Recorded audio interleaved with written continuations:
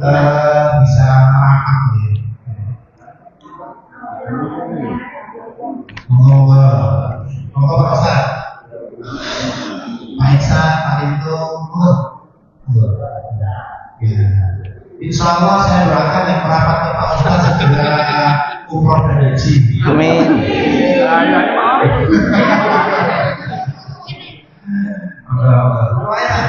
Aku baru benerin itu. Apa saja? Mari kita buka dengan bacaan ulasan saling. Bismillahirrahmanirrahim. Radiyillahi robban wa bil Islam dinan wa bi Muhammadin nabiyya wa rasulah wa bi jami'il ma'rufil amin. Mari kita tanda waktu kami akan.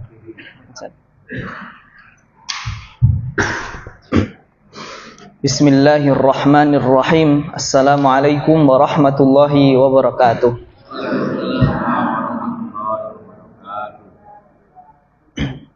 Innal hamdalillah nahmaduhu wa nasta'inuhu wa nastaghfiruh wa na'udzu billahi min shururi anfusina wa min sayyiati a'malina man yahdihillahu fala mudilla lahu wa man yudlilhu fala hadiyalah.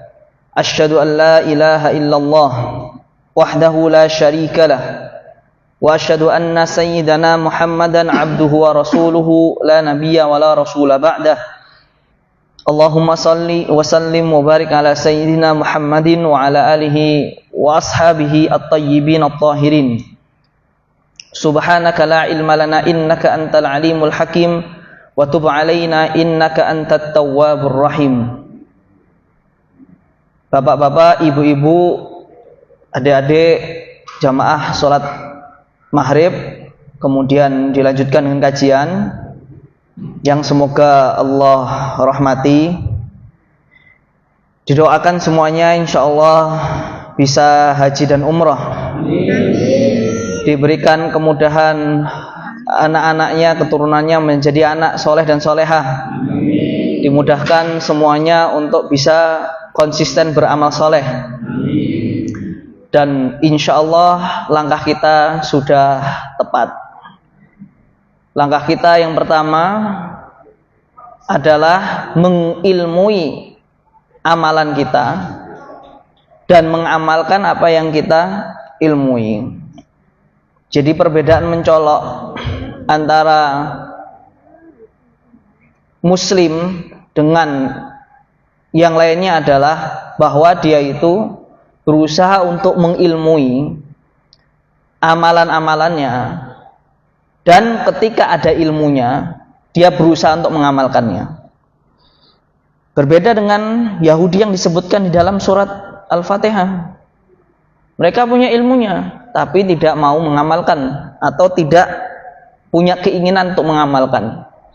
Sedangkan Yahudi Nasrani menurut surat Al-Fatihah sukanya mengamalkan amalan tapi nggak mau belajar, nggak mau mengilmui. Maka kita muslim nggak? Kita hari ini belum bisa haji mungkin, ya belajar tata cara haji. Kita belum umrah, belum dipanggil Allah untuk umrah, belajar umrah dulu.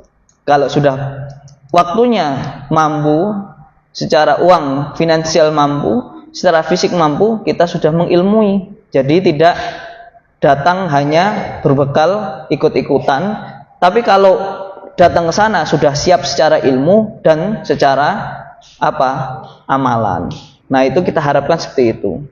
Maka saya kemarin pekan lalu ketika ngaji dengan santri, saya sampaikan fikih itu adalah ilmu tentang mengetahui ilmu tentang hal-hal yang berkaitan dengan aktivitas harian yang terkait dengan seorang hamba. Maka kajian ilmu fikih terutama itu dibagi berapa? 4 secara besarnya, subtemanya. Ada fikih ibadah, fikih muamalah, fikih munakahat, fikih jinayat, fikih ibadah terkait dengan toharoh, sholat, zakat, puasa, haji, fikih munakahat, fikih muamalat terkait dengan jual beli, tentang transaksi antara manusia. Nah itu minimal 2 itu Bapak Ibu sekalian, kita harus ketahui. Ya kalau kita sudah berkeluarga mungkin fikih munakahat. Nah ini yang masih jomblo mungkin belum perlu sekarang tidak apa-apa. Tapi yang dua tadi minimal harus dikuasai, yaitu fikih muamalah, fikih ibadah, kemudian fikih muamalah. Kalau mau dipres lagi, mau disingkat lagi, minimal fikih ibadah itu. Fikih sesuatu yang memang kita lakukan sehari-hari. Niku ampun boten ngertos ilmu nih. Nah diantara ikhtiar kita untuk mengilmu itu datang ngaji setiap pekannya, entah di hari Sabtunya, di hari Jumatnya, atau di hari Ahad, atau di hari Selasa. Syukur-syukur bisa mengikuti semua rangkaian pengajian yang ada di masjid ini. Kita niatkan untuk memperbaiki, mengupdate diri kita, dan kita juga niatkan untuk mengupdate keturunan kita. Kalau pengen keturunannya soleh, tentunya dimulai dari orang tua yang soleh. Kalau ingin keturunannya soleh, dimulai dari orang tuanya yang berusaha mengilmui agar menjadi soleh. Maka hari ini insya Allah kita luruskan niatnya, bukan karena sesuatu yang menjadi formalitas. Oh ada pengajian, wis tak melu timbane nganggur. Atau tak melu, iki mau sinetronnya tibake wis ora enek wis rampung sak melu ngaji. Jangan, tapi memang kita niatkan untuk kebaikan diri kita secara khusus dan umumnya kepada keluarga kita secara generalnya. Ngeten nggih. Kita lanjutkan secara terakhir sampai mandi yang disunahkan. Nggih, leres mboten? Leres. Ada berapa kemarin? Mantap, ada 17. Kemarin sampai nomor berapa, Bu? 4. Masya Allah. Isbar ini sing sekalian murojaah insyaallah. Qala al-musannifu rahimahullahu ta'ala nafa'ana Allahu bihi wa bi'ulumihi fid dharaini amin. Faslun waliktisalatul masnunatu 17 ghusla. Pasal mandi sunnah itu ada 17. Yang pertama napa kemarin, Bu? Mandi pada hari Jumat. Yang kedua mandi pada 2 hari raya. Yang ketiga mandi sholat istisqa. Yang keempat mandi pada sholat gerhana. Nah, baru yang kelima mandi setelah memandikan mayit. Insyaallah. Ya, makanya ini penting untuk diingat dan dicatat. Kalau ulama dulu tuh catatlah ilmu dengan kitab atau tulisan supaya nanti teringat. Kalau lupa sekarang mungkin ada rekamannya, tapi kalau rekaman itu sok-sok ya ora disetel kok. Ya mulai dicatat. Lah ngopo kok direkam iki? Ya saya tuh mikir kok, wong sing ora pate ngerti agama ngomong tentang agama dengan PD direkam, followernya banyak. Lah aku ngobrol tentang haji kayak gini kok ndak pede, kenapa gitu. Kan sekarang banyak tuh orang yang ngomong di sosmed itu dengan kalimat yang menarik, dengan penampilan yang memukau tentang agama, padahal dia tidak punya ilmu agama aja pede. Masa kita yang ngaji ada rujukannya, ada sanad keilmuannya tidak pede. Maka dari itu saya bismillah lah. Kalau niatnya baik, semoga ini nanti juga bisa di ijabah sama Allah gitu. Nah, semoga ini juga dalam rangka ini untuk memakmurkan masjid, diantaranya apa? Mensyiarkan apa? Pengajian. Jadi yang pengajian itu ya benar-benar bahas ilmu, bukan hanya sekedar stand up komedi saja. Baik, lanjut ya. Yang kelima adalah mandi setelah memandikan mayit. Kemarin dijelaskan bahwa ini bukan suatu kewajiban, karena pada dasarnya kalau mayat manusia adalah sesuatu yang apa? Yang suci. Maka disunnahkan mandi sini bukan dalam rangka membersihkan najis, tapi dalam rangka apa? Melakukan apa yang diperintahkan atau disabdakan Rasulullah. Tapi ini dalam konteksnya apa? Sunnah. Oke, lanjut. Wal kafiru idza aslama.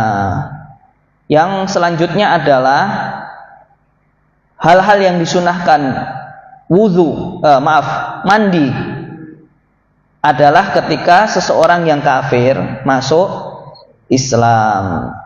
Dulu pernah Rasulullah itu didatangi oleh seseorang namanya Qais bin Asim. Beliau menyampaikan bahwa ataitun nabiyya sallallahu alaihi wasallam uridul islama fa amarani an aqtasila bima'in wa sidrin. Diriwayatkan oleh An-Nasa'i dan Tirmidzi. Dulu aku mendatangi Nabi sallallahu alaihi wasallam ingin masuk Islam. Lalu beliau itu memerintahkanku untuk mandi dengan air dan daun bidara, dengan bidara. Nah, ini juga tidak menjadikan ini hal yang wajib. Misal ada kondisi-kondisi tertentu yang memang dia harus mengucapkan syahadat, misal ada orang sakaratul maut, kemudian mau mendekati sakaratul maut, ingin masuk Islam, ya sudah, tidak perlu mandi, cukup ucapkan 2 kalimat syahadat. Adapun dalam kondisi yang tidak darurat, kondisi yang memungkinkan untuk bersuci, bahkan mandi dulu, itu tentu lebih baik. Selanjutnya, ketujuh, wal majnun wal mughma alaihi idza afaqa. Orang yang gila dan orang yang gila ketika dia itu sehat kembali, dan orang yang pingsan ketika dia siuman. Jadi orang yang siuman ketika dia setelah pingsan, atau orang yang gila kemudian waras kembali, itu disunahkan untuk mandi. Jadi apa dasarnya? Dasarnya adalah di sini disebutkan dulu Rasulullah itu pernah sakit berat. Kemudian ketika itu beliau bertanya kepada sahabat, faqala asallan nasu, apakah orang-orang sudah sholat? Kemudian para sahabat mengatakan, la hum yantazirunaka ya Rasulullah. Tidak, wahai Rasulullah, mereka menunggu engkau. Jadi salah satu hal yang disunahkan itu ini ya, hal yang perlu dilakukan adalah menunggu imam. Jadi dulu itu sahabat itu ketika mau sholat itu menunggu Rasul, terutama di sholat isya ya. Sholat isya itu tidak langsung jamnya, kadang ada hal-hal yang urgen, kemudian ada persiapan tertentu. Rasulullah itu sholat mengimami orang-orang itu di jam mungkin jam 10, jam 11 baru sholat isya jamaah. Tentunya itu di zaman itu ya. Zaman sekarang ya paling ideal ya pas sholat adzan kemudian langsung sholat. Nah, ceritanya beliau itu tanya, orang-orang ini udah pada sholat belum? Kata sahabat, belum. Nah, kemudian beliau itu memerintahkan sahabat untuk menyiapkan air di dalam sebuah wadah. Nah, dengan air itu beliau bersuci, mandi, kemudian beliau itu tertatih. Tertatih itu karena apa ya? Saking sakit kerasnya, saking sudah sakit berat, kemudian karena setelah mandi dan tertatih tadi beliau pingsan.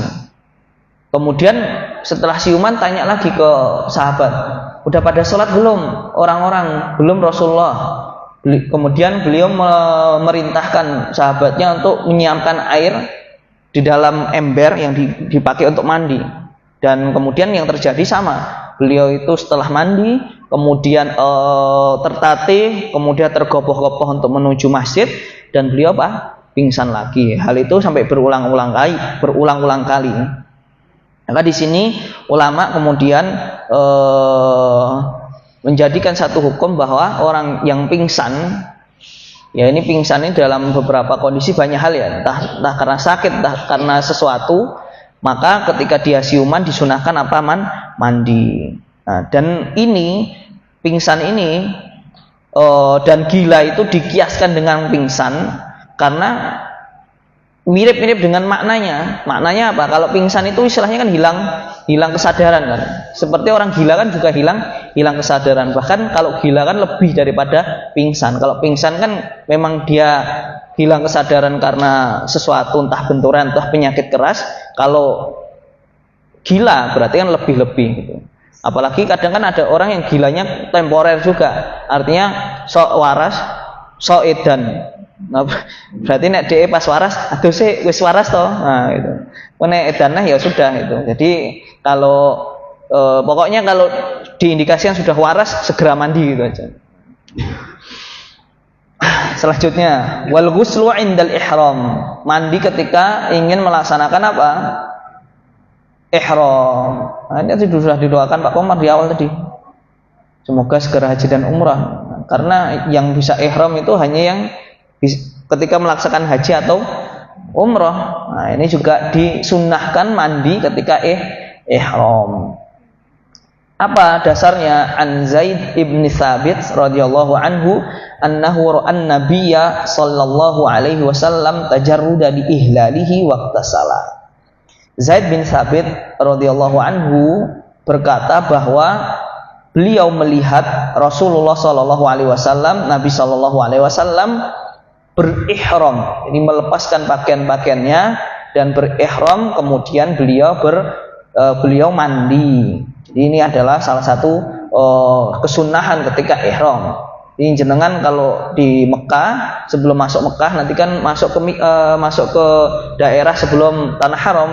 Nah, itu sebelum jenengan mengganti baju dengan ihram, dengan disunahkan mandi terlebih dahulu. Setelah mandi pakai baju ihram maka berlaku hal-hal yang terikat di situ. Tidak boleh pakai wangi-wangian, tidak boleh pakai sesuatu yang berjahit dan sebagainya. Setelahnya walidukhuli Makkah, dan disunahkan mandi itu ketika mau masuk Mekah. Dalilnya apa? Dalilnya adalah perkataan Ibnu Umar bahwasanya beliau itu ketika mau masuk Makkah, beliau itu nginep mabit di daerah namanya Dzituwa sampai pagi, dan kemudian beliau mandi setelah itu. Jadi Ibnu Umar ini salah satu sahabat Rasul yang ngikuti Rasul dari segi penampilan, dari segi baju dan semuanya sampai mirip. Makanya ketika beliau ini melakukan itu, kemudian ditanya, ya aku mengingat bahwa Nabi itu melakukan hal tersebut. Jadi Ibnu Umar ini sebelum masuk Mekah menginap di tempat namanya Dzituwa. Kemudian bermalam di situ sampai pagi, mandi setelah itu dan masuk Mekah dalam waktu siang. Nah itu, ini juga mungkin bisa kita lakukan ketika kita nanti insya Allah di Mekah. Di sebelum masuk Mekah, kalau memungkinkan untuk mandi sebelum masuk Mekah, nah, dalam urusan apapun ya, ini tidak harus haji, tidak harus umroh. Misal ada jenengan kunjungan ke Mekah atau ke Madinah misalnya, atau ada yang sedang kuliah di sana di Mekah atau Madinah, lah sebelum masuk ke Mekah mandi dulu. Ngapa kok mandi? Ya dalam kepentingan melaksanakan sunnah. Selanjutnya walil wuqufi bi Arafah, disunnahkan untuk mandi ketika akan melakukan wukuf di Arafah. Ini menurut Abu Suja. Ya, dasarnya adalah disampaikan oleh Ibnu Umar juga, bahwa Ibnu Umar mengatakan kana yaqtasilu li ihramihi qabla an yuhrima walidukhuli Makkah walikufihi asyiyata Arafah. Beliau mengatakan bahwa Nabi itu mandi ketika mau ihram sebelum memakai ihram, dan ketika mau masuk Makkah, dan ketika sore sebelum masuk ke Arafah. Jenengan mandi mboten pas wukuf Pak? Sebelum wukuf Pak? Mandi. Mandi apa nih? Mandi yang lain atau mandi niat? Ya mandi yang lain ya, wah panas sih kita adus kok. Itu kan tidak dapat sunnah. Tapi kalau mandinya karena oh ya aku ingin melu takrib, melu pengajian matan Nabi Suja, tibake jenengan tahun sesuk haji. Terus pas jenengan haji kalingan kudune iki nek sunai mandi dan memungkinkan untuk mandi. Nah, segera mandi. Ngeten nggih. Lanjut. Walil mabiti bi Muzdalifah. Dan mabit di Muzdalifah.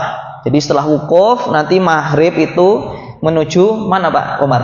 Muzdalifah untuk melakukan mabit. Nah di situ disunahkan juga untuk mandi. Dan yang pernah haji mungkin tahu urutannya nggih. Setelah Arafah, kemudian wukuf, kemudian mabit. Nah setelahnya waliramil jimari tsalas. Dan ketika mau melakukan lempar jumrah yang 3 pada tanggal 10, 11 dan 12 Dzulhijjah. Walid tawaf, dan ketika melakukan tawaf. Tawaf itu adalah salah satu rukun dalam rangkaian haji atau umroh. Nah, kalau tawaf maka disunahkan sebelumnya mandi. Tapi di sini dikasih garis bawah oleh Al-Bugha.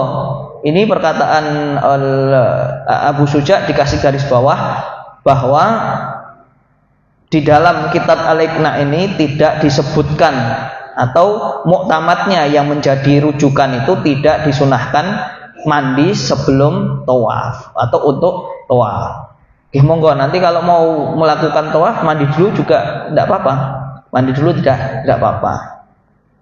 Setelahnya walis sa'i, dan ketika ingin melakukan sa'i itu jalan-jalan atau lari-lari kecil antara Safa dan Marwah. Itu pun dilakukan di mana? Di Mekah. Maka ini rangkaian mandi-mandi yang disunahkan ini kebanyakan bisa dilakukan di daerah Haramain ini. Makanya jenengan ini doa yang kencang nih biar diberikan kesempatan untuk mengunjungi Haramain insyaallah. Terakhir ini sama nih, sunahnya hanya bisa dilakukan di Madinah. Walidukhuli Madinati Rasulillah sallallahu alaihi wasallam. Disunahkan mandi itu ketika masuk ke kotanya Nabi, yaitu Madinah Al-Munawwarah. Di sini beliau menjelaskan bahwa dalilnya itu adalah ya sama, masuk Mekah aja disunahkan, berarti masuk Madinah juga disunahkan. Berarti ini mengkiaskan antara disunahkan mandi pada masuk Mekah itu dengan disunahkan mandi ketika masuk Madinah. Ini hampir 50% sunah-sunah mandi ini bisa dilakukan di Mekah dan Madinah. Ya, okay, insyaallah ketika ada kesempatan dan Allah berikan kemudahan, kita semuanya bisa haji dan umrah insyaallah. Niki pun niki pripun niki Bu? Niki lanjut apa mboten niki? Kok kelihatannya mboten respon niki. Aminnya kok kurang kenceng niki, mengantuk napa pripun? Lanjut nggih. Jelas mboten niki penjelasan saya? Jelas ya. Saya campur-campur lah. Bahasa Jawanya 20%, sisanya bahasa Indonesia yang medok. Faslun wal mashu 'alal khuffaini jaizun. Nah, ini pembahasan baru, pasal baru tentang mengusap dua sepatu atau dua khuf. Ke bahasan mungkin bisa lebih detail diterangkan bagaimana cara mandi janabah. Jadi mungkin bisa dipraktekkan biar kita semuanya lebih paham. Mandi janabah. Kayaknya kemarin udah diterangkan dari mandi janabah. Ya. Prakteknya maksudnya? Iya, jadi biar jamaah juga paham apa caranya. Walaupun kemarin sudah mungkin kalau jangan cek mungkin lupa juga. Oh, oke. Okay. Berarti nanti di luar ini mau insyaallah. Atau mau diulangi lagi yang mandi janabah secara ini ya, secara teorinya? Mandi sunat. Oh, kalau mandi ini kemarin kan udah disebutkan rukunnya nggih? Rukun mandi ada berapa kemarin? Ada 3. Napa Bu? Niat, oke. Yang kedua, menghilangkan najis yang terdapat di tubuh, oke. Satu lagi.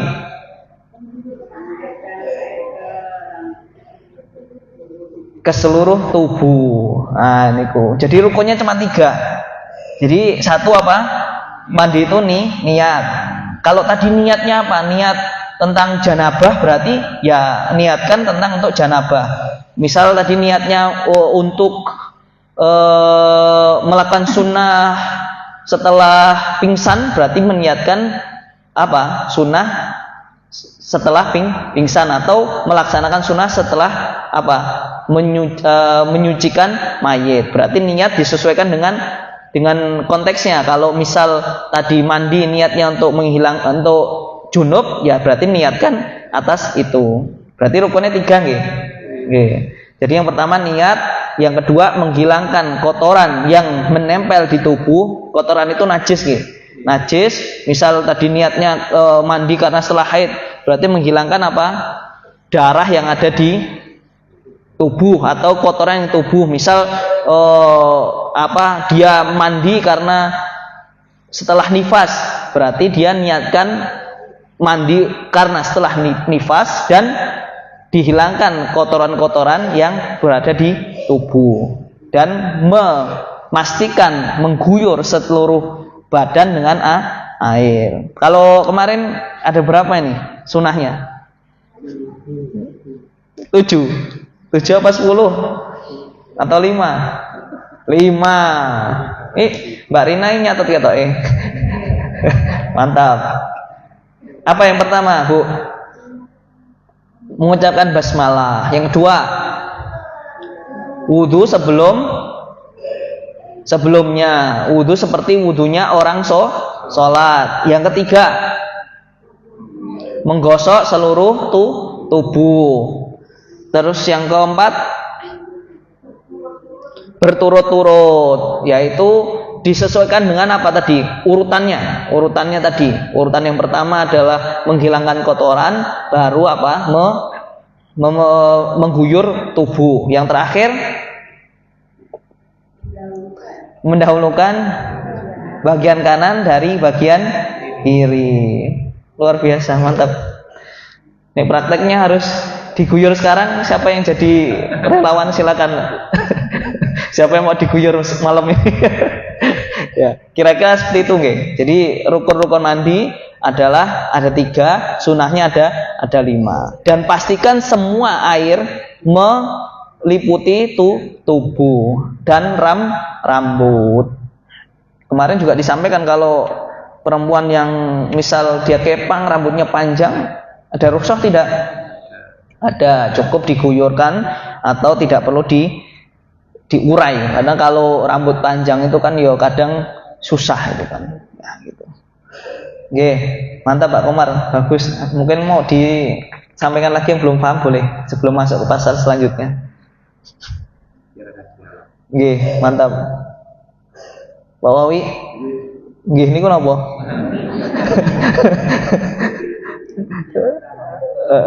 Mau jadi relawan praktek mandi napa? Cukup nggih? Napa ajeng ditanyakan lagi? Napa lanjut? Ini isaknya jam berapa Pak Yuli? 20. Oke, semoga satu pasal ini selesai lah. Lanjut nggih? Bismillah. Wal mashu 'alal khuffaini jaizun. Mengusap kedua khuf itu dibolehkan. Khuf itu apa sih? Nanti disebutkan di sini. Dalilnya apa? Dalilnya adalah nanti saya sebutkan juga setelah ini mungkin. Bisalasati syurut, dengan 3 syarat. Syarat mengusap khuf itu ada 3. 1, an yabtadi'a lubsahuma ba'da kamalit thaharah, yaitu memulai memakai 2 khuf tadi setelah thaharah. Jadi khuf itu sejenis ini Pak, sejenis sepatu, tapi bukan sembarang sepatu. Ada syarat yang kedua, wa an yakuna satiraini li mahalli ghuslil fardhi minal qadamain. yaitu dua khuf tadi, sepatu tadi menutupi tempat yang mana tempat itu tempat yang apa? Dibasuh rukun wudu dari dua mata kaki. Jadi nek ibaratnya yo kayak sepatu boot atau sepatu PDH, sepatu NTN ini loh. Niku kan sepatu tapi nutupi mata kaki itu. Nah, itu adalah jenis yang apa? Diperbolehkan untuk mengusap kedua sepatu ketika bersuci. Sampai sini jenengan paham mboten maksud kula niki kok enten mengusap niki. Gak jadi orang niku Pak boleh berwudu tanpa melepas sepatunya. Boleh. Tadi syarat yang pertama apa? Makainya ketika sudah suci. Nggih. Yang kedua, sepatu itu nutupi mata kaki. Oke. Yang ketiga, wa an yakuna mimma yumkinu tatabu'ul masyi 'alaihima. Dan yang ketiga itu bahan khufnya itu adalah sesuatu yang memang tahan untuk digunakan perjalanan. Jadi misal menutupi khuf, menutupi mata kaki, misal kaos kaki itu paling dipakai sekilo udah rusak kan? Jangankan 2 kilo, mungkin dipakai beberapa saat aja sudah rusak. Atau mungkin sepatu-sepatu yang memang tidak disetting untuk tahan lama, sepatu-sepatu ya kayak model itulah, sendal di hotel itu loh, itu kan bahannya jelek gitu. Nah kayak gitu. Jadi syarat boleh mengusap seseorang itu ke khuf tadi adalah bagaimana dia itu bersuci sebelum memakainya, dan khuf tadi menutupi mata kaki. Yang ketiga, khuf tadi adalah bahan yang mana bisa dipakai untuk perjalanan yang jauh atau lama. Nah, ini disebutkan dari sahabat namanya Al-Mughirah bin Syu'bah radhiyallahu anhu bahwa beliau itu pernah bersama Nabi di dalam perjalanan pada malam hari. Kemudian Nabi itu minta dan bertanya tentang air, adakah air? Kemudian beliau mengatakan ada wahai Rasulullah. Nah, kemudian beliau itu fa'afragtu alaihi minal idawah. Jadi ada nampan, apa ya bahasanya? Kendi lah. Kendi yang dituangkan ke tangan Nabi sehingga dibuat apa? Bersuci. Kemudian beliau itu wajah itu kemarin diusap apa dibasuh? Dibasuh wajahnya. Kemudian dibasuh juga sampai dhira' itu sampai 2 siku.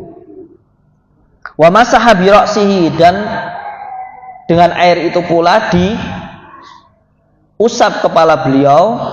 Dan ketika sahabat ini ingin melepaskan kedua khuf beliau bersabda, "Da'huma, enggak usah. Fa inni adkhaltuhuma tahiratain." Karena sesungguhnya aku itu memasang 2 khuf tadi dalam keadaan apa? Suci. Maka ini yang mendasarkan bahwa hukum mengusap 2 khuf itu diperbolehkan dengan syarat sudah suci atau dalam keadaan suci si pemakai itu sebelum memakai 2 khuf tadi. Oke. Adapun dari kenapa kok di syarat yang ketiga tadi, yang mana adalah syarat diperbolehkannya membasuh khuf tadi adalah yumkinu tatabu'ul masyi 'alaihima, yaitu bahan yang kuat untuk dipakai perjalanan. Ini disampaikan bahwa ya kalau apa istilahnya, seseorang itu kan rukhsah ya tadi. Jadi kan khuf ini kan termasuk rukhsah juga. Rukhsah karena bagian yang diwajibkan wudhu itu apa tadi? Tertutup. Maka kalau memang dia itu tadi disebutkan yang kedua tadi ya, maaf, yang kedua tadi seandainya kok bahannya tidak menutupi mata kaki, ya ngapain harus tidak dilepas gitu. Nah ini mungkin agak-agak bayangkannya mungkin di saat ini agak sulit ya, karena rata-rata sekarang sepatu tuh mudah kalau dilepas ataupun dipakai gitu. Mungkin kalau zaman dulu itu kondisi safar itu, kondisi perjalanan tidak seperti ini sekarang. Misal sekarang aja dari Jakarta ke Madinah, ke Mekah aja cuma 10 jam naik pesawat. Mungkin kalau dulu bisa berbulan-bulan, bahkan bisa tahunan gitu. Termasuk perjalanan antar kota yang mungkin tidak semudah sekarang. Sekarang dari Jakarta dari Klaten ke Jakarta naik bis saja 7 jam sampai 8 jam.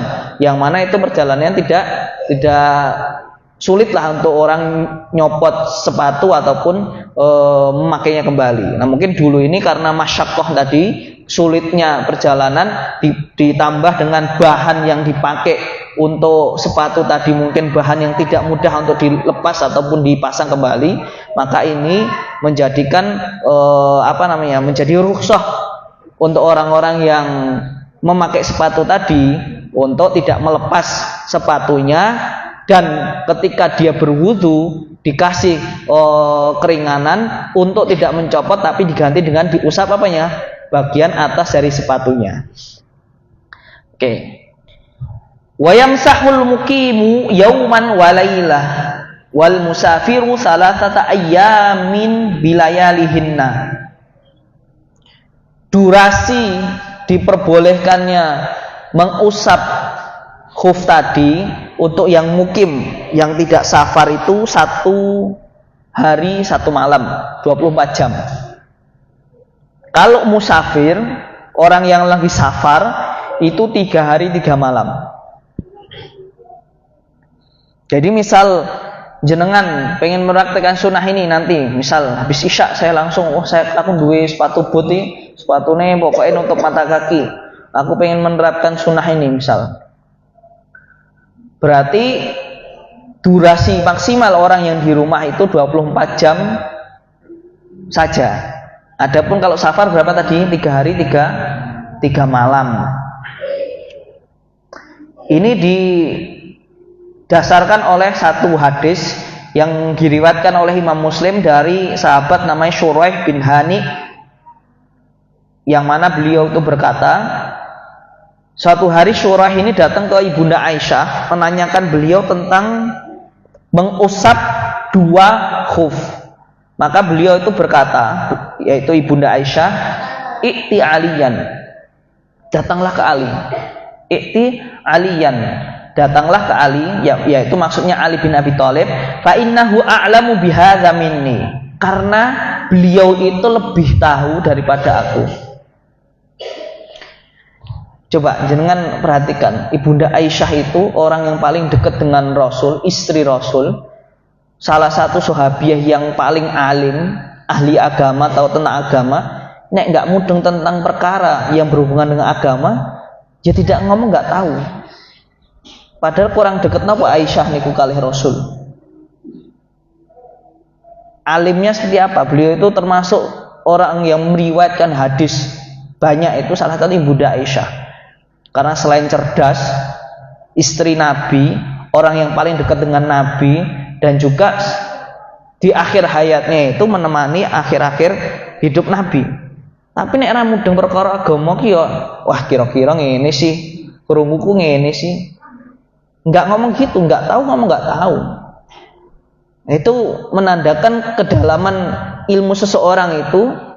Kalau enggak tahu, ya ngomong enggak tahu, bukan mengatakan sesuatu kemudian menjawab dengan ragu-ragu agar dianggap berilmu boten. Nah, hari ini kan banyak kayak gituan fenomena. Wong nggak ngerti agama, pernah kerungu atau sinau atau mondok, ketika dijawab jawabannya dawa. Kenapa dikira pinter? Justru itu tidak menandakan kealiman seseorang. Kealiman seseorang itu dilihat ya dia menyampaikan sesuatu yang menjadi kapasitas keilmuannya. Kalau tidak punya ilmunya, ya mending aku ra mudeng takok kae ustaz kae, takok kiai kae, atau ngajian yang majelis kae, itu lebih aman. Karena salah satu kehancuran seseorang itu mengatakan sesuatu yang di luar kapasitas ilmunya. Jangankan ilmu agama, ilmu fotografi kayak gini aja saya tanya ke ahlinya kok. Asli, iki mixing HP apa toh? Saya tuh tanya dulu, iki kira-kira kalau untuk streaming Facebook itu yang bagus tuh gimana? Untuk dunia tuh saya tanya ke ahlinya kok. Di pondok kan ada yang ahli tentang gadgetan, permediaan itu kalau konsultasi masalah ini caranya seperti apa, karena saya merasa nggak tahu. Itu masalah dunia. Mungkin masalah kedokteran juga itu. Kalau sakit gigi kan nggak mungkin datang ke dokter jantung, kan nggak nyambung. Sakit kulit nggak mungkin datang ke dokter kandungan, nggak nyambung. Bahkan dokter gigi itu kan ada subspesialisnya lagi. Kesehatan gigi dan anak beda lagi. Kemudian untuk perio beda lagi. Untuk nanti yang bedah beda lagi. Itu gigi aja ada subnya lagi. Begitu dalam keilmuan itu. Dan masing-masing punya porsinya dan keilmuannya masing-masing. Dan tentunya dokter nggak mungkin mengatakan sesuatu yang di luar kapasitasnya. Loh, saya kok tahu? Pernah periksa soalnya. Ketika saya sakit, gusinya pas itu nanah, keluar bengkak, kemudian dirujuk ke dokter A, kemudian dirujuk setelah ke konservasi dirujuk ke perio.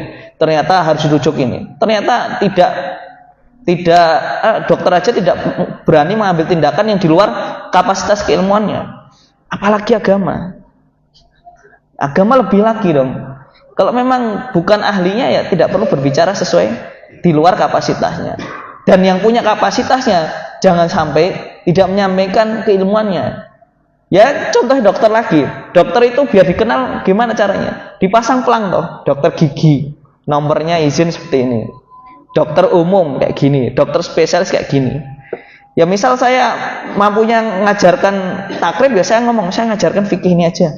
Fikih madhab syafi'i, atau saya ngajarkan tahsin sampai level ini ya saya akan sampaikan. Tapi mungkin kalau ditanya di luar kemampuan saya bilang Allahu a'lam, itu lebih baik.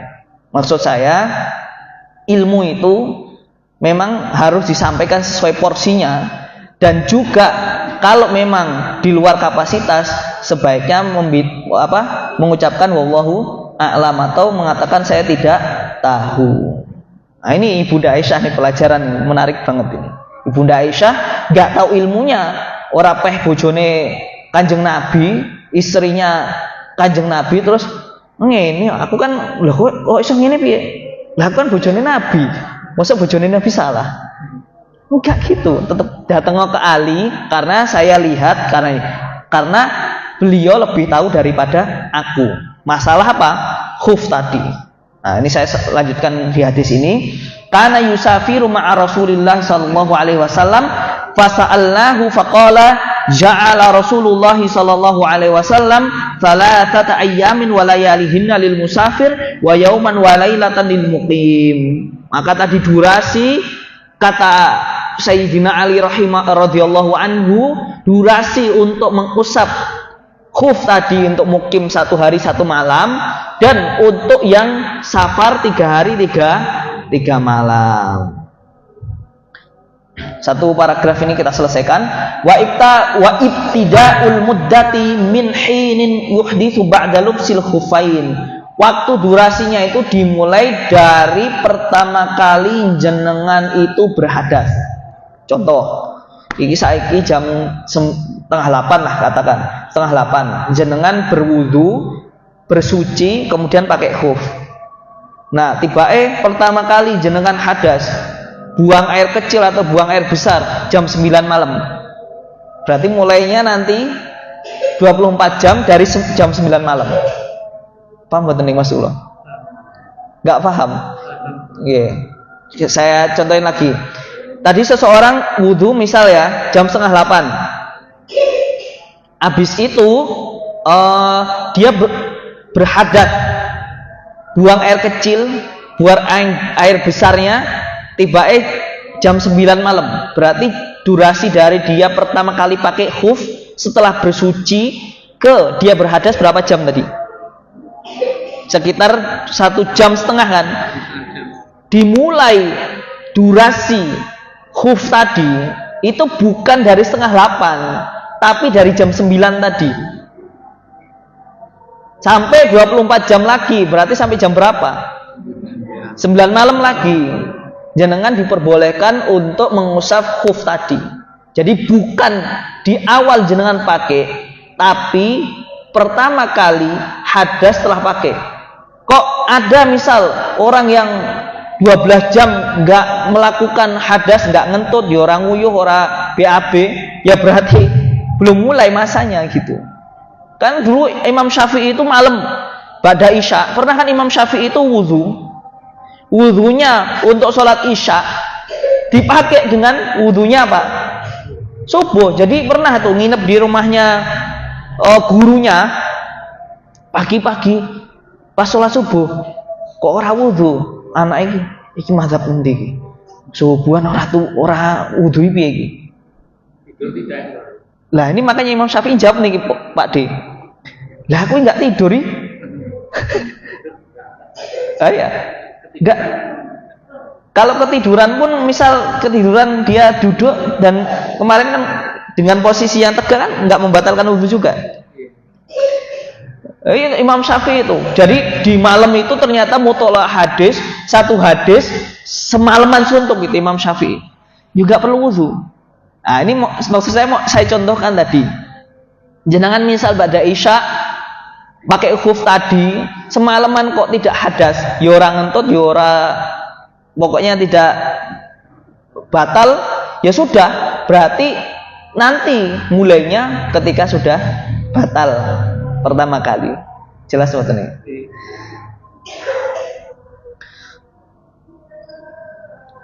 Lanjut ke lagi, masih satu, lanjut sebentar lah. Fa in masaha fil hadari tsumma safara aw masaha fis safari tsumma aqama atamma masha muqim. Nanti kalau memang penjelasannya kurang, pekan depan kita ulang lagi.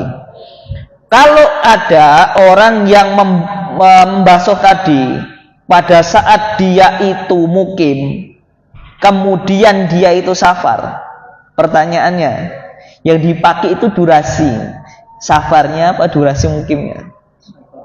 Misal ini Pak, orang masuk khuf, ya ta? Habis itu dia ternyata baru 12 jam berjalan, tiba-tiba dia safar.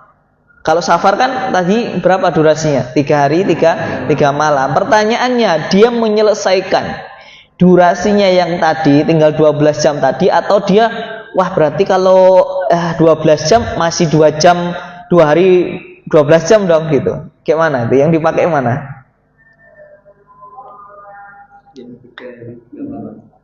Mboten, kalau di sini sebutkan yang disempurnakan adalah durasi yang ketika dia tadi mukim. Jadi walaupun dia misal saya masuk khuf tadi, habis itu dia baru 10 jam atau 12 jam keluar kota, ya sudah, berarti dia menyelesaikan apa? Durasi yang sudah dimulai tadi, yaitu tinggal 12 jam lagi. Nanti misal dia mau mengulangi lagi, ya dilepas lagi, kemudian bersuci dan diulangi lagi seperti awal. Wallahu a'lam.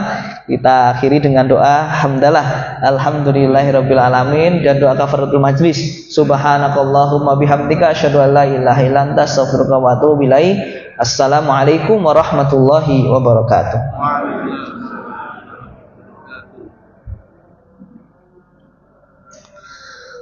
Ini halal Pak.